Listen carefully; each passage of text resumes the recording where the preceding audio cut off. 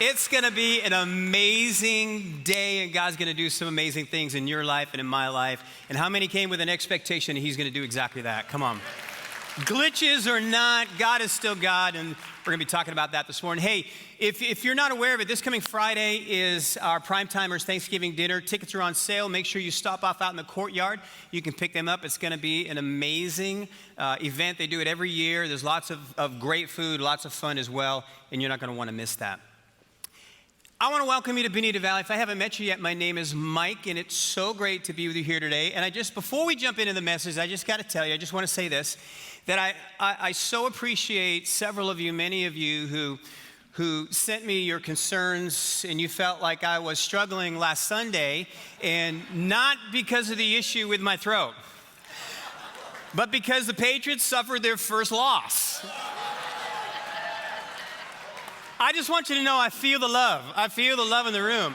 In fact, right as I'm coming back here, in the middle of worship, I have two guys in the back grab me and say, "Hey, Pastor, I just want to let you know, we were crying for you last Sunday because the Patriots lost." So how many know that we can have fun with this? Come on, throughout the year, throughout the football season, it's all in good fun.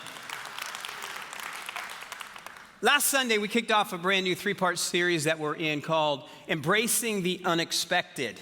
And we've had some great examples of that here even already this morning. But what we're looking at and talking about is we're looking at those unexpected things that come into our life that God uses as the process and the place to grow us. You know, when you think about those things that touch our life, those things that come into our life, it's amazing when you think about the process and how it unfolds.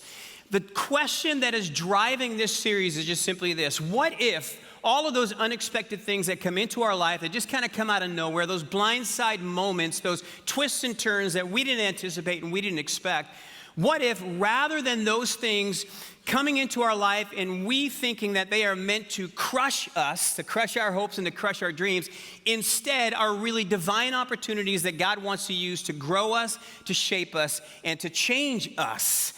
See, when we talked last week, we talked about how when these things touch our life, they open the door for us to discover breakthrough, strength, and fruitfulness that God wants to give us. And those three things are at the heart of what this series is all about.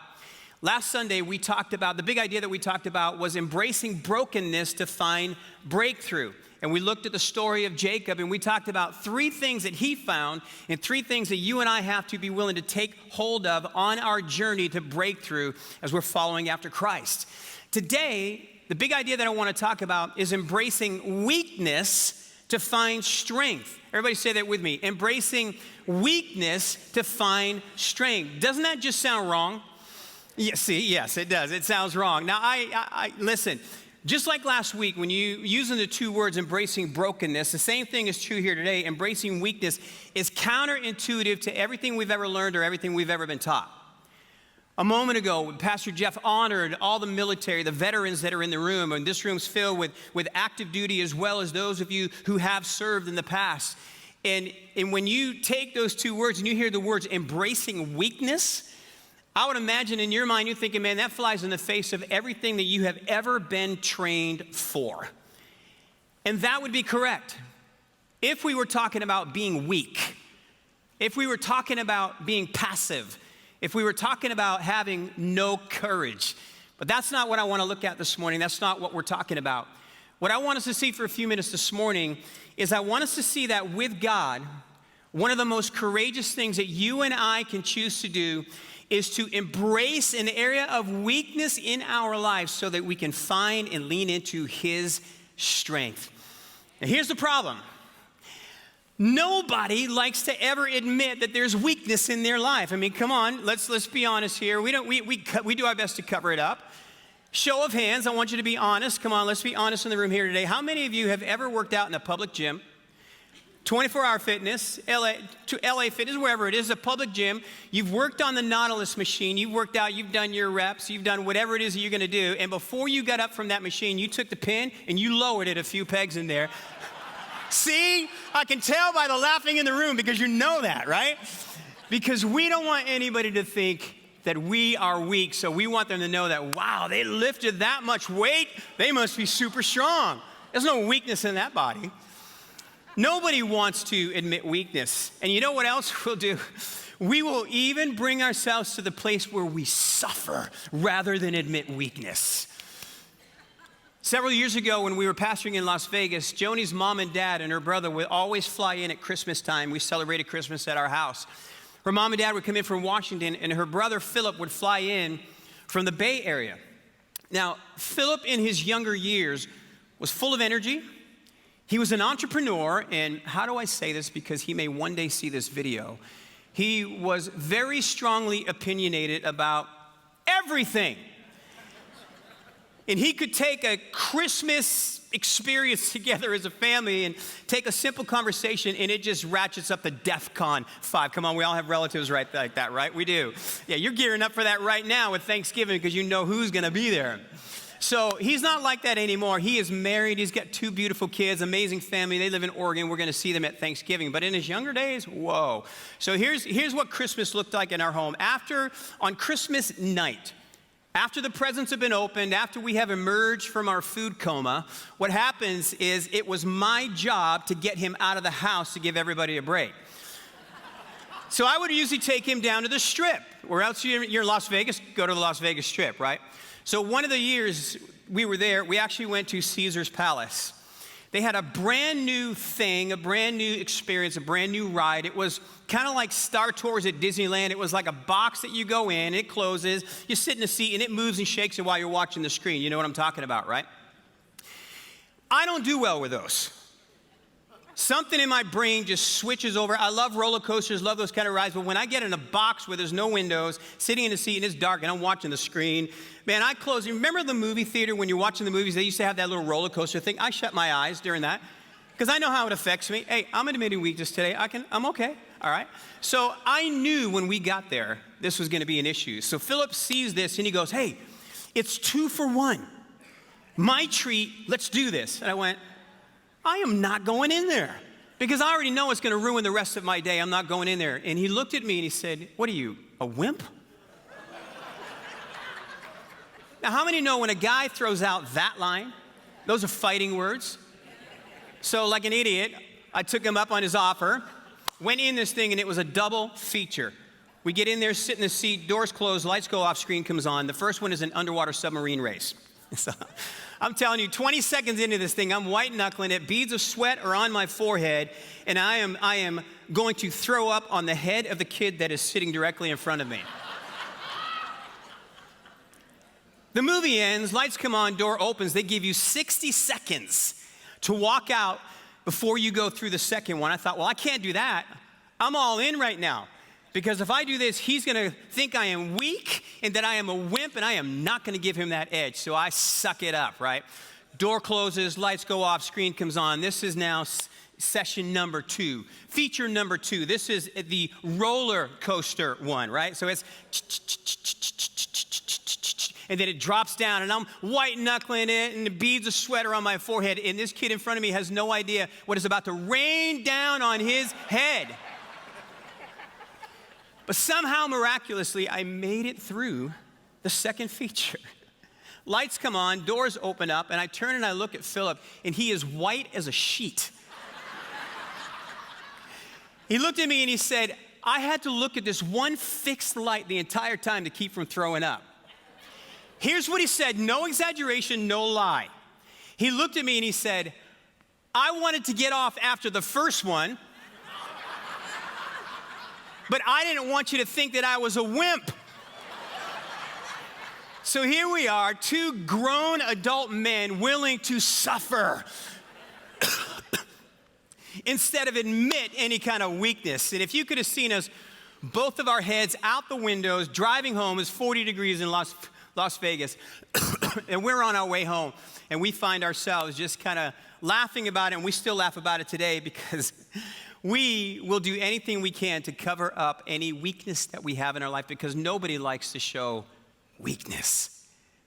You know what's also true is that no one gets to go through life without experiencing seasons of weakness either. See, I don't think it's possible for you or I as a believer to go through our life on our journey with Jesus and never come to the place where we find ourselves being touched by something that drives us to our knees.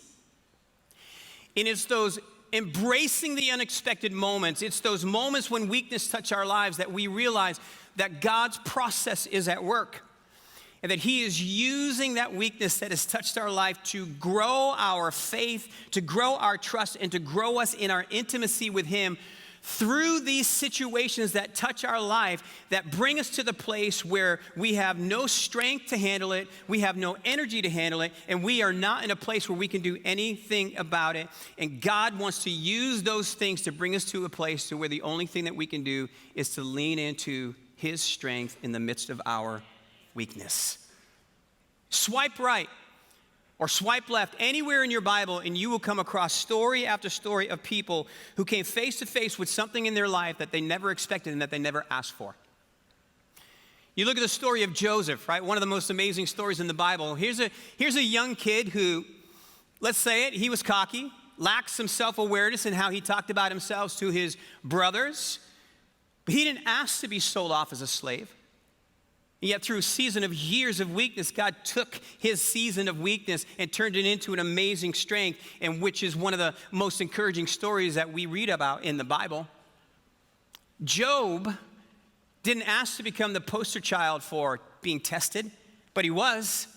And yet somehow emerging out of that, God used it to where his latter years were greater than his former years, meaning the second half of his life was better than the first half of his life, and he had a first amazing life, that first part.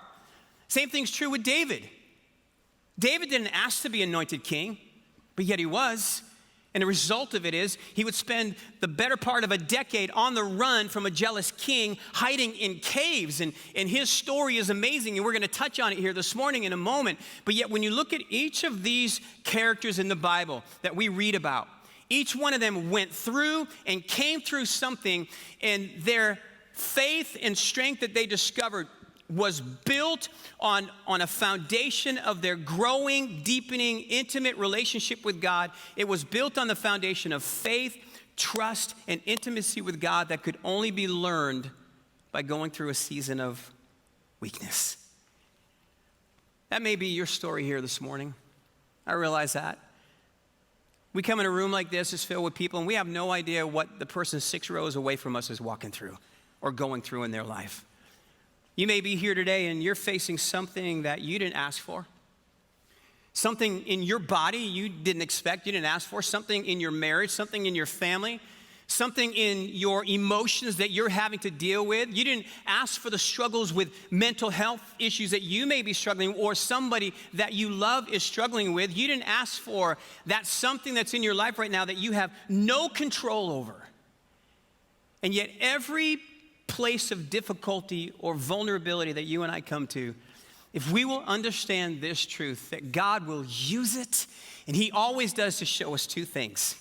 To show us our heart, first and foremost, to show us where it's at and where he wants to grow us, and to show us his faithfulness along the way as we are on a journey with whatever season we find ourselves in. This morning, embracing weakness is not about giving up. It's about letting go. It's about coming to the place where we live with a hope that says, when I am weak, I have learned to come to a place in my life where it just lets me know that my strength is about to change, because God's strength is about to show up big time in my life. I want us to look at three things this morning, 3 ways that God wants to grow us by embracing weakness.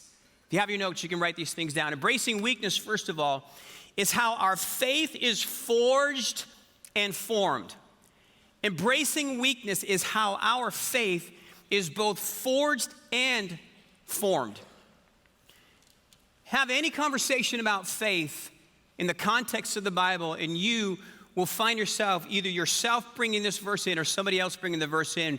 But you can't have a discussion about biblical faith without looking at Hebrews chapter 11, verse 1. Here's what it says.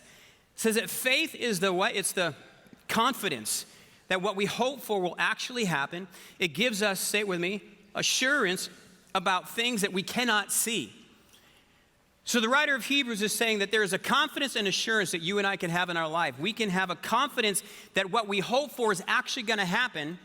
And we can have the assurance that it's going to take place even though we don't see it yet. That's faith.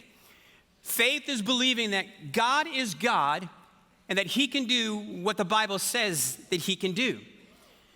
So faith is the confidence and the assurance in those moments when we don't see him working. There is something inside of us, a faith that we hold on to that lets us know and tells us God is at work and he is still God, even though I don't see it happening in my life. So when you talk about that kind of faith, coming to the place where we are willing to have that faith, though the miracle hasn't happened, though the promise hasn't come to pass, though the healing is still not taking place, how do we get to that place where we can have a faith that just says, I still believe that God is God, even though I've not yet seen what God is saying he's going to do in my life? You ever wonder what kind of fertilizer God uses to grow that kind of faith in your life and in my life?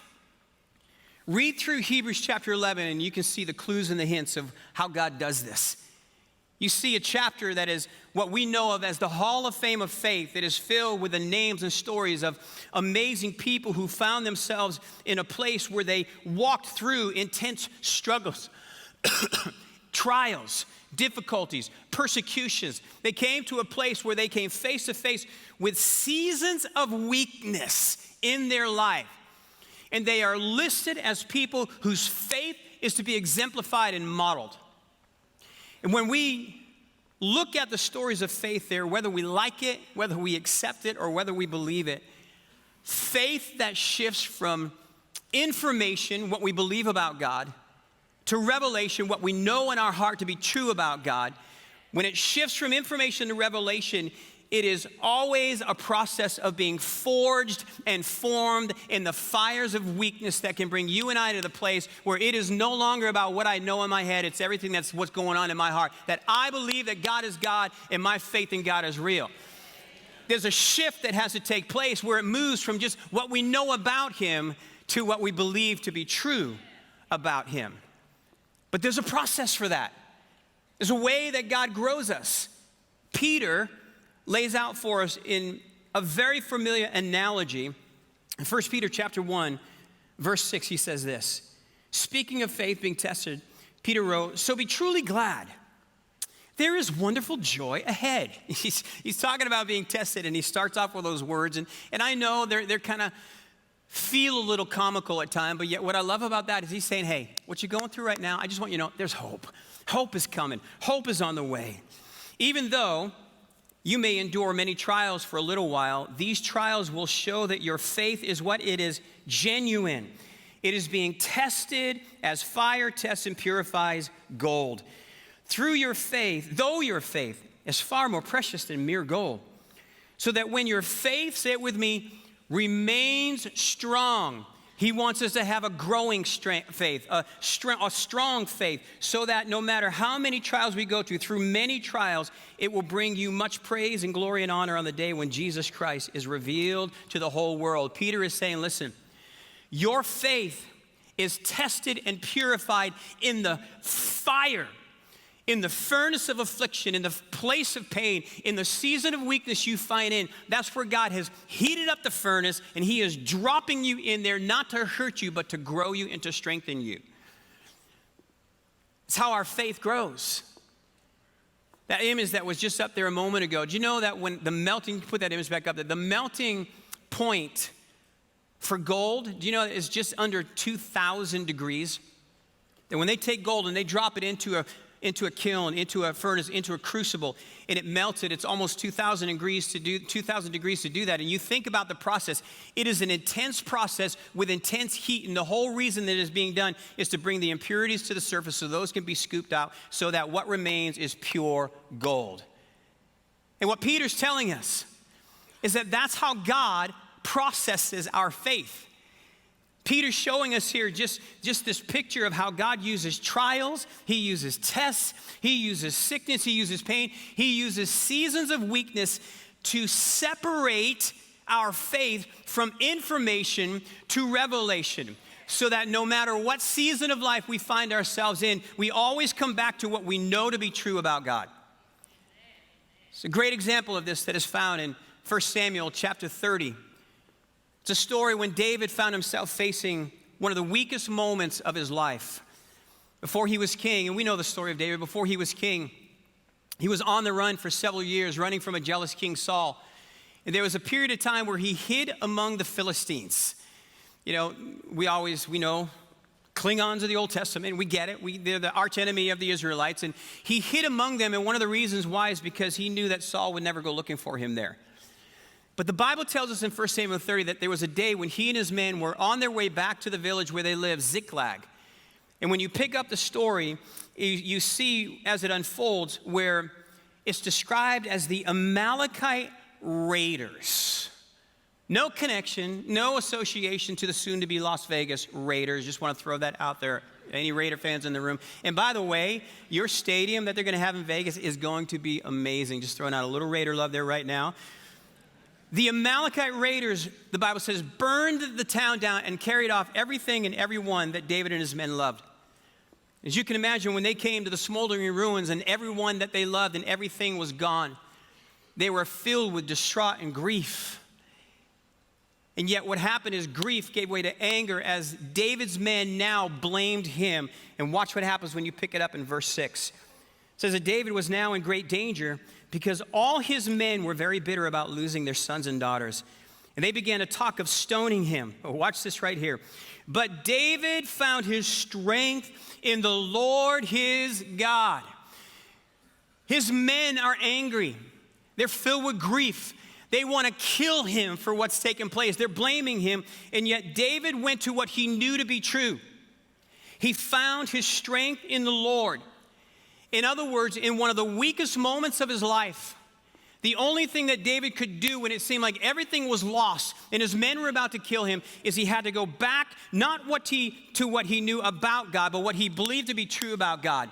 To where he was able to say, God, you have been with me my whole life. You have watched over me. I have seen you come through time and time again. You were God back then, and what I know right now, I don't understand how this happened or why it happened or who even did it. But what I know right now is that you are still God. Show me what to do. And that's his cry. So we see this in verse 6. We see that in the verse where it says, verse 8, where it says, then David asked the Lord, should I chase after this band of raiders? Will I catch them? And the Lord told him, yes, go after them. And I love this part. You will surely recover everything that was taken from you. Come on, friends. How many know that God is a God who loves to recover what's been taken? He loves to repair. He loves to restore. He loves to reconcile. That's who he is.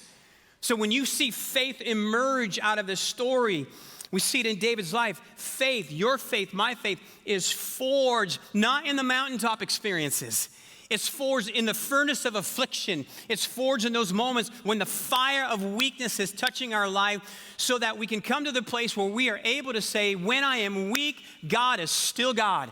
I may be going through something in my life right now that I don't understand, but the one thing that I know is true, that I come back to all the time in my life, is when I look over my life and I see those faith memorials that scatter the journey of my life. Those moments when I can look back and God came through. Those moments of faithfulness when I wasn't sure what was going to happen, facing something impossible, and yet God showed up in all of his goodness and in all of his glory. Those are the moments we go back to. When we find ourselves in a place where our faith is in the fire and you are walking through a season of weakness, understand that God is not using that to hurt you. He is using it and he is turning up the heat because he wants to build your faith so that no matter what you walk through, you are strong and you are rooted and you are able to say that God is still God. David strengthened himself in the Lord. And we have to do the same thing as well. That's why on your outline, I included on there a YouTube link that is 2.5 hours of faith-strengthening verses for you to listen to. Listen, if you're going through a season of weakness right now, fill your house, fill your car, fill your headset, fill whatever you are going to be listening to with the Word of God, and let the Word of God, one verse of Scripture after another, build you up so that you can strengthen yourself in the Lord as you go through a season of weakness. See, embracing weakness is how our faith is forged and how it's formed. But not only that, embracing weakness, second of all, is where we learn to trust that God is in control of what's out of our control. It's where we learn to trust that God is in control with what's out of our control. Can I ask you something? You ever found yourself in a place where you believed God, you believed in God and you believed God, yet found yourself struggling with worry and fear over something that you were walking through in your life? And it seemed like such a tension point going, how is this possible? It's a question that on my own journey with Jesus, I have found myself bumping into from time to time and still do at times. And it's perplexing to me where my conversation with God going, God, how can I believe that you are a God of miracles? I've seen you move. I've seen you do these things. And yet something burps up in my life and all of a sudden I find myself in a place where I'm filled with panic or worry or fear. Where does that come from? And I think when we realize that many of us find ourselves in exactly that place where we struggle with believing God, but yet there's worry and fear that somehow the mind monsters work in and they break in and they kind of take over. Can I just share this thought with you? That it doesn't always mean that what's happening in your life in that moment is a lack of faith. It's not always an issue of faith. I think many times it's an issue of trust. I think many times it's an issue of control. You see, it may sound like semantics, but faith and trust are two different things. They need each other to work. See, faith is believing that God is God and His Word, He can do what His Word says that He can do. Trust is letting go and believing that God can do what He wants to do in my life, and it's giving Him full control over something that I have no control over in my life. Faith is believing that He can. Trust is saying, I'm going to trust you with it, God. See, one of the great stories that many of us are familiar with, and I know Pastor Jeff has shared it here before, and I couldn't get away from not sharing it again today because it really gives us, I think, a clear picture of how faith and trust need each other and how different they are in a lot of ways. It's the story of Charles Blondin, the tightrope walker. In 1859, he was the first one to walk across Niagara Falls on a tightrope. Went across many different times, many different ways, and it was amazing. Crowds would come and they would watch him. One of the times that he did it, on one of the days, he grabbed a wheelbarrow and he went across with a wheelbarrow, went over to the other side, came back. And when he came back to the crowd, he asked the question. He said, how many think that I can carry a person across in this wheelbarrow? And obviously the crowd went crazy. Yes, we believe you can. We want to see you do it. Go for it. This is amazing. And then he asked this next question. He said, okay, then, who wants to climb in the wheelbarrow? Faith is believing that he can. Trust is getting in the wheelbarrow. And there's a big difference between the two. You see, faith is believing that God can do what His Word says that He can do. But where our struggle is many times, and catch this, because this is where I think sometimes we feel guilty about this, going, God, I want to have faith. What's going on? Sometimes it is just an issue of trusting ourselves fully in His care, where we are willing to climb in the wheelbarrow saying, God, this is out of my control. I am giving you full control. And it is where we learn to trust that God is in control of any place in our life that is out of our control. See, faith and trust go hand in hand. Because when we stop believing that God can, what happens is we stop trusting that God cares. We stop trusting that He sees. We stop trusting that He is involved in our life and wants to lead us into the future that He created for us to have. Great example of this is found in Isaiah chapter 40. I wish that we had the time to dig into the nuggets that are in this chapter, but let me just set it up this way. Chapter 40 of Isaiah is a transitional chapter. The first 39 chapters of Isaiah, it is God dealing with and disciplining both the Israelites and Judah because of their attitudes and because of their behavior and how they came to the place where somewhere along the way they stopped believing God. And what happened is they strayed away from God. They turned to other things. They turned to other idols. And isn't that the case of what always happens? That when we stop believing that God can, we all of a sudden look to something else that can fix what's broken in our life because we stop believing that God can do it. So now we look to something else to bring into our life to solve the problem that only God can. And we see this unfolding in the story here in chapter 40 of what's happening. And they'd gone through a season of weakness, a season of weariness, and God was using this prolonged period to draw their hearts back to him. And as you read through chapter 40, what you see is that God is establishing with them once again. He's casting a fresh vision of their future. And what he was wanting them to do was to trust him with it. You've gone through this, you've experienced this pain, now trust me with your future. Will you get in my wheelbarrow and trust me with your future? And he walks through, as you read through this chapter, and you can see where God's just setting them up. He's reminding them of how big he is. He's reminding them that, hey, I formed the waters of the earth in the hollow of my hand. I marked off the heavens with the breath of my hand. He's reminding them of who he is and who it was that formed them as a nation. He's reminding them that he is their strength, he is their hope, and he is everything that they are looking for. And the only thing that he's asking them to do is to trust him with the future that he wants to bring them into. And that's where we pick it up in chapter 40, beginning in verse 25. Here's what it says. To whom will you compare me? This is God. Who is my equal? Asked the Holy One. Look up into the heavens. Who created all the stars? And he brings them out like an army, one after another, calling each by its name. Because of his great power and incomparable strength, not a single one is missing. Catch what's happening here. God is saying to them, you're in a place where you're weary, and you're in a season of weakness, and I know you feel overwhelmed, and you're wondering if I can handle what's going on in your life right now, if I can take you into the future that I'm talking about and describing for you here. And what he's asking them to do, and what he's telling them to do is say, listen, tonight, what I want you to do is I want you to walk outside, I want you to look up, and I want you to look up at the stars. And I want you to notice with the millions of stars that you see that every single one of them, not only have I given them a name, but when I give a marching order, they follow it. And what God is telling them and wanting them to know is, don't you think that if I have that much care for the stars, how much more do I care about you? He's appealing to their heart. And he's wooing them. He's drawing them in saying, listen, I want you to trust me. In fact, as the story goes on, you pick it up in verse 27, he's appealing to them. He's saying, oh, Jacob, how can you say the Lord does not see your troubles? How can you say that God ignores your rights? You ever been there? You ever felt forgotten by God? You ever had the faith to believe and say to God, Lord, you created the heavens, and all the stars have a name which is amazing to think of, but yet are you even aware of what's happening in my life?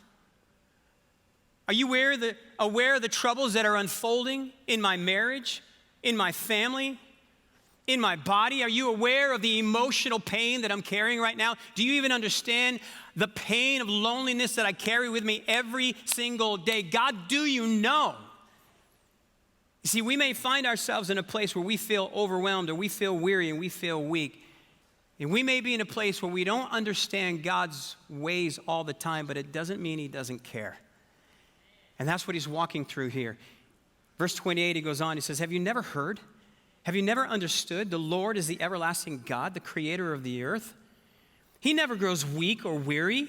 No one can measure the depths of his understanding. And if you are going through a season of weakness right now, these next few verses we're about to read through are your verses to declare over your life. He gives power to the weak and strength to the powerless. Even youths will become weak and tired, and young men will fall in exhaustion. And here it is right here.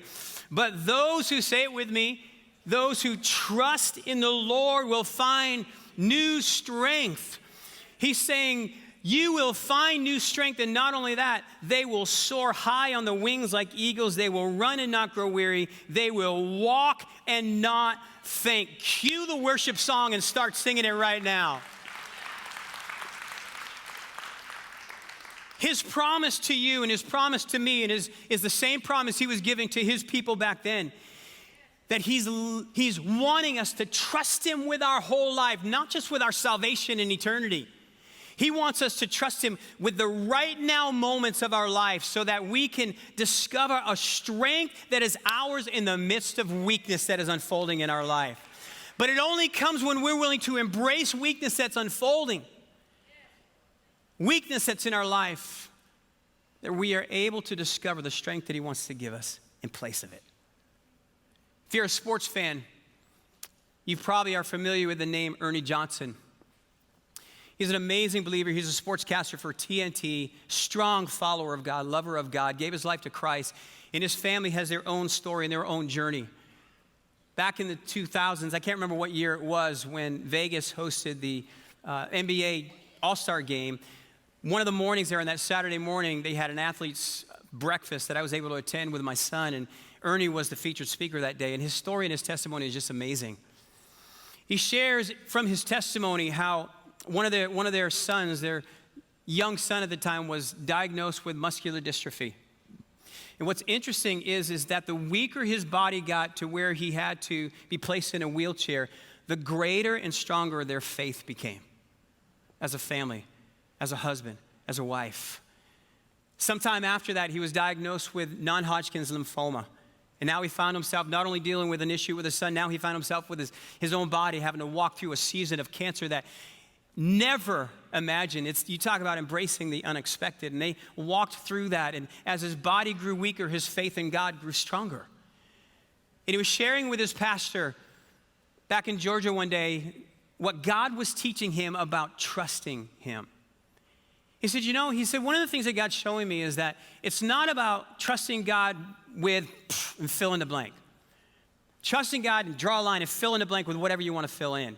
He said, what God is showing me is that that's not trusting God with this. Trusting God and what God was showing him is just simply this statement. It's trusting God, period. Trusting God, period. What they learned through the journey of struggle and weakness and pain and questions was that they had to come to the place where no matter what touched their life, they had to come to the place where they just declared, say, you know what? We're going to trust God, period. That's why at the end of every letter that he writes those words, trust God, period. See, it's understanding the heart of God when weakness touches our life. Are you facing something in your life right now that is just out of your control? Where you find yourself just terrorized by worry, by fear, wondering if God is in control. One of the most courageous things that you can do is to choose to embrace your weakness, your inability to fix it, your inability to solve it or to heal it or to handle it, and instead to reach in and allow his strength to become your strength in the midst of your weakness. You see, embracing weakness just simply means that it's the place where we learn to trust that God is in control of all of those things that touch our life that we have no control over. It's embracing weakness. It's how our faith is forged and formed. It's where we learn to trust that God's in control of what's out of our control. And then one more, embracing weakness is where we grow in deeper intimacy with God. It's where you and I, as followers of Christ, learn to grow deeper in our intimacy with God. You know what that means? It just simply means that as our connection to God deepens, so do our roots of faith and trust. See, faith and trust grow together in the soil of a deepening relationship. They grow deeper, stronger. The more you know someone, the relationship deepens. And with God, this is where we move from casual acquaintance to seeing him as the one who is for me, with me, and loves me, and will, no matter what is happening in my life, I know that he's there. But it comes from a deepening relationship that is formed in the soil of a growing relationship. Let me illustrate it for you this way. When my wife Joni and I began dating in Bible college, it was a month before I graduated from college. I know, poor timing, I should have went after her a year before, right? I was graduated a month after we started dating.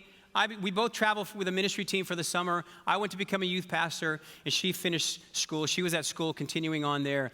And over the next 12 months, our relationship was developed, it cultivated. We got to know each other better. The more that we spent time together, I'd go pick her up from school, bring her up to where I was a youth pastor. She'd stay the weekend, and then we bring her back. Then I'd bring her back, and we found ourselves in a place where during that stretch we were getting to know each other. We learned each other's personalities and differences and likes and dislikes, and we learned about the quirkiness that we had. We learned very fast that both of us are very stubborn and strong-willed, and we had to work through those kinds of moments. And we also found ourselves having to work through what probably was the biggest possible deal breaker in the whole relationship, and that is that she grew up as a Seahawks fan, and I was a Patriots fan. That was a big one. We had to navigate through that. But what happened is that as we got to know each other better and our connection deepened, we came to a place where the questions were answered. Is she the one? Is he the one? Because as our relationship deepened in the soil of intimacy, of a growing relationship where we knew each other, it was where I was able in February of 1987 that when I proposed to her, I was able to take my hopes, my dreams, my ministry calling, and to place it in her hand, her being able to place hers in my hand as well, because we both were able to say, I love you, and I can trust you with these because I know that you love me. You see, that's how it is in our relationship with God. It's being able to come to understand that faith and trust grows in a deepening soil of togetherness, and that's where intimacy is found when our relationship goes to a whole new level. The deeper our relationship with God, the greater our faith and trust is.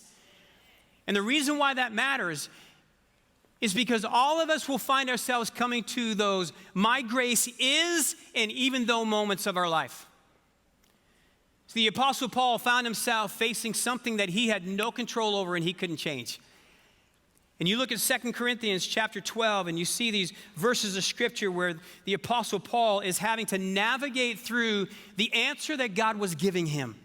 And it wasn't the one that he was asking God for, but it's one that he was able to come to a place to where he was able to accept it because of the depth of relationship of faith and trust that he had with God. Look at this in 2 Corinthians 12, verse 7. It says, and so to keep me from becoming proud. Paul recognized there was some pride happening in his life, and God saw that it was a possibility with all the things that he was showing him.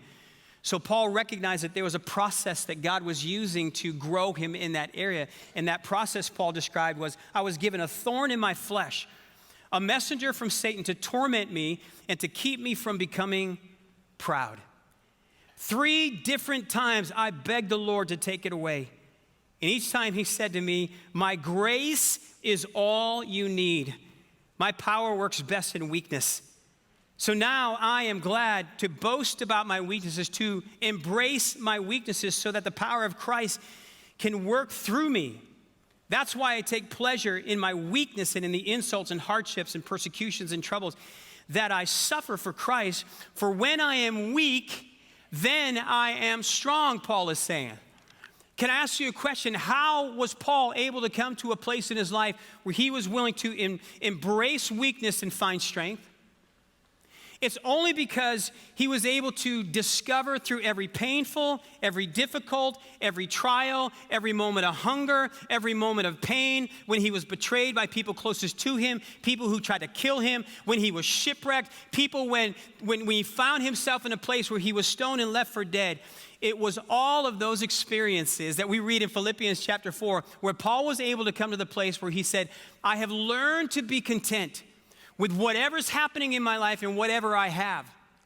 And it was only because he was able to make that statement that I have learned to be content, that the very next statement out of his mouth, his next breath was, I can do all things through Christ who strengthens me. Can I tell you this morning, we love that verse and we quote it.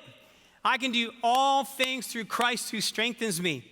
But we got to back it up a little bit and realize that the only way he was able to make that statement is because he came to the place in his life that when he was in the midst of weakness, he discovered time and time again, I have learned that his grace is sufficient for me no matter where I am or what's going on in my life. I know that I can make it through it because I know that I can do all things through Christ who strengthens me, because I know that I can trust the heart of my Father in the middle of all of it.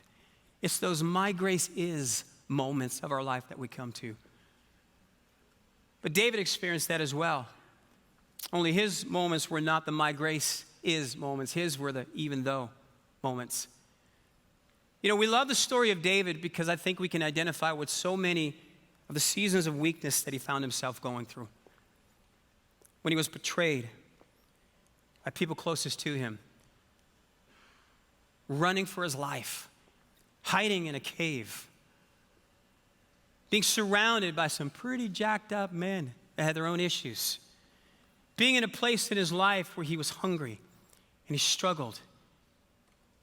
Imagine the pain that he walked through when he had one conversation with a priest that led to the death of an entire village. The personal failures that he suffered. The devastating broken relationship with his sons that took place. And yet, it was the backdrop of all of those experiences, the backdrop of those moments of weakness that David wrote one of the most intimate passages of Scripture that we read anywhere in the Bible that I want us to read together out loud here this morning. And the reason why I want to read this out loud is because I just have a hunch that some of you are walking through a season right now that you never expected you'd be walking through. And you need to be reminded as you read these words and you speak these words out with me. Don't just say them rotely. Declare them over yourself. Declare them over your life. Declare them in the same breath that David wrote these. Speak these over your life as well. And that is Psalm 23. Would you read these words with me out loud? Come on, let's fill the room with faith and fill the room with our voices here this morning. The Lord is my shepherd. I lack nothing. He makes me lie down in green pastures. He leads me beside quiet waters. He refreshes my soul. He guides me along the right paths for his name's sake. Even though I walk through the darkest valley, I will fear no evil, for you are with me. Your rod and your staff, they comfort me. You prepare a table before me in the presence of my enemies. You anoint my head with oil, and my cup overflows. Surely your goodness and love will follow me all the days of my life, and I will dwell in the house of the Lord forever. Come on.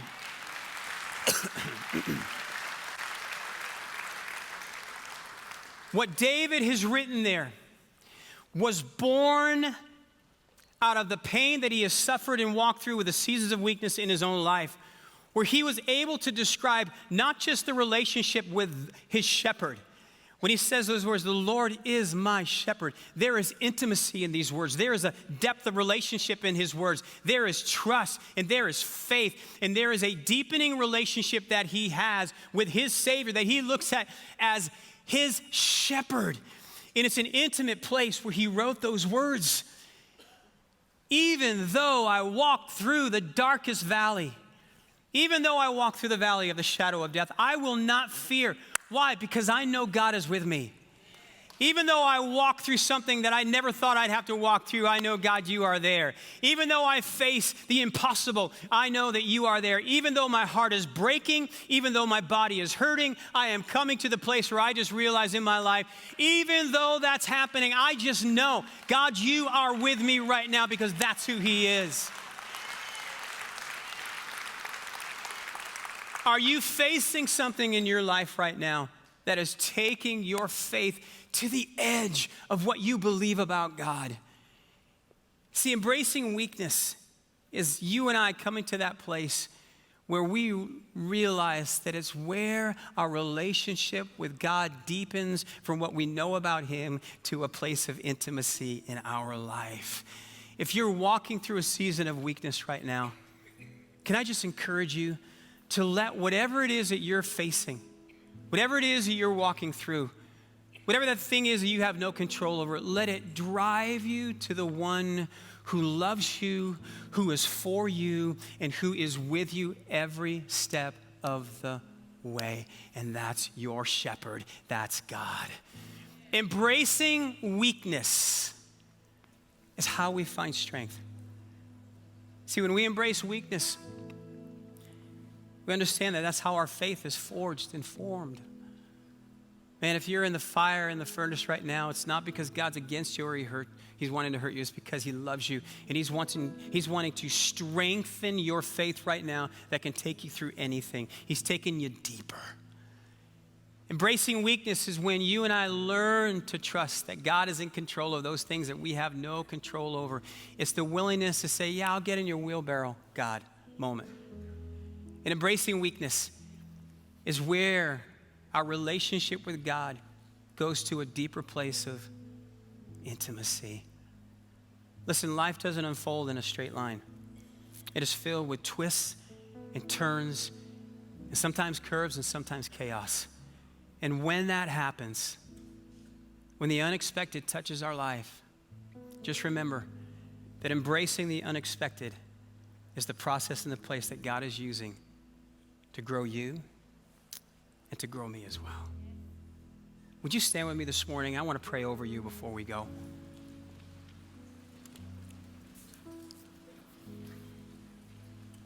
If you're here today and you are walking through the fire, you're walking through a difficult season of weakness in your life, God is with you.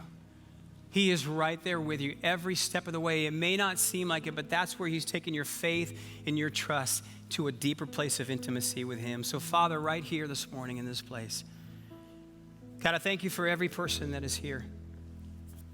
I thank you for the story of their life that is unfolding right now. Their story of faith that is growing stronger. Their story of trust that is growing deeper with their willingness to step into your wheelbarrow and just trust you and say, God, I have no control over what's going to happen, so I just got to let you do what you do best. God, all of us, you want to take to a deeper place. You don't want us just to know about you. You want us to know you, to love you, to have a deepening relationship with you. And I pray today that whatever unexpected thing may be touching the life of anyone who's in this room right now, God, would you just pour out your love and your grace and your mercy in the way that you do best. Release your presence, all of your goodness, all of your strength. We exchange our weakness for your strength. In your name we pray. If you're here today and you've never given your life to Jesus Christ, the first step for you to do that is just a simple prayer that you can pray if you repeat it after me. Dear Jesus, I come to you today. Would you become my Lord and Savior?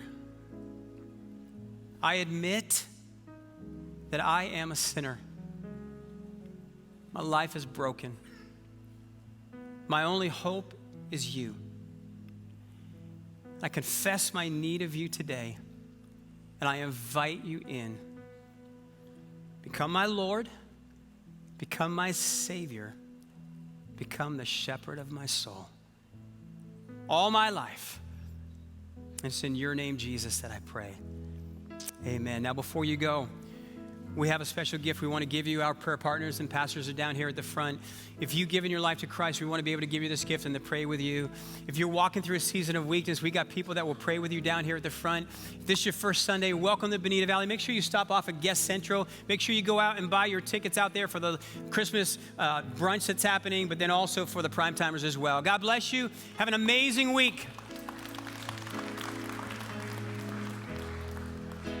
Hope you've enjoyed this week's webcast. For the ultimate Sunday experience, join us Sundays at one of our 3 services, 9 a.m., 11 a.m., or 1 p.m. Have a blessed week. I'll see you next time.